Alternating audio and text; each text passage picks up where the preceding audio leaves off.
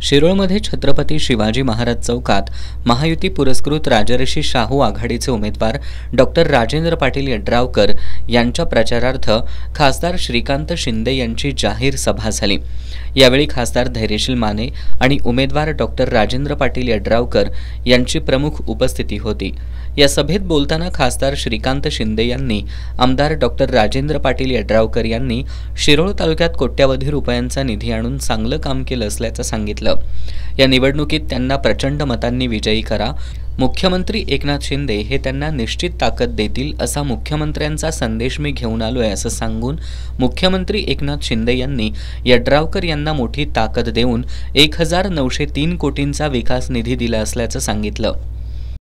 माननीय मुख्यमंत्री महोदय असतील, दोन्ही उपमुख्यमंत्री महोदय असतील, हे दिवस रात्र काम करत असतात, वेगवेगळ्या योजना आणण्याचं काम या महाराष्ट्रामध्ये करतात। ज्या प्रकारे इथे डेव्हलपमेंटची कामं आणली त्या प्रकारे जे आहे या पूर्ण महाराष्ट्रामध्ये मुख्यमंत्री माझी लाडकी बहीण योजना जी आहे ती इथे राबवली।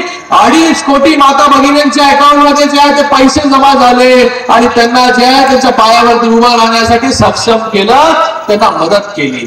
आणि आता पुन्हा आपलं सरकार आल्यानंतर आपण भगिनींना जे आहे बहिणींना जे आहे वचन दिलंय की हे महायुतीचं सरकार पुन्हा आल्यानंतर आपल्याला 1500 रुपयाचे 2100 रुपये जे आहे मिळणार आहे।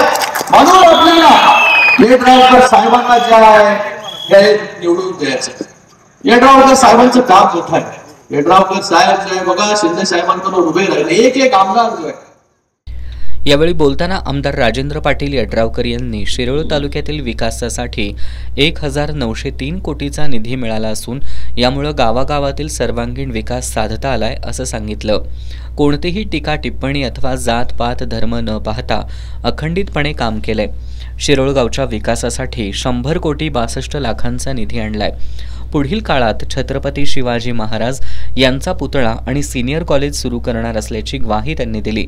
खासदार धैर्यशील माने, योगेश खाडे, मल्लाप्पा चौगुले, रणजित पाटील, मनीषा डांगे, बबन यादव, दशरथ काळे, अमरसिंह पाटील यांनीही यावेळी मनोगत व्यक्त केली। यावेळी कृष्णात भेंडे, आकाश गायकवाड, अर्चना बिरणगे यांनी ठाकरे गटातून शिवसेना शिंदे गटात जाहीर प्रवेश केला। तर जैनापूर इथल्या कोळी बांधवांनी राजर्षी शाहू विकास आघाडीत प्रवेश केला। अर्जुनवाड इथले झांबरे ग्रुप, नंदकुमार पाटील, सावकार चौगुले यांनी आमदार राजेंद्र पाटील यड्रावकर यांना पाठिंबा जाहीर केला।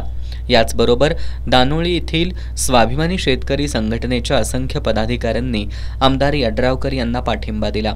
या सभेला सतीश मलमे, प्रमोद पाटील, चंद्रकांत मोरे, मुकुंद गावडे, अमरसिंह पाटील, बाबा पाटील, बाबासो वनकोरे, डॉक्टर नीता माने, राकेश खोंद्रे, श्रीपती सावंत, संजय शिंदे यांच्यासह पदाधिकारी आणि कार्यकर्ते मोठ्या संख्येने उपस्थित होते।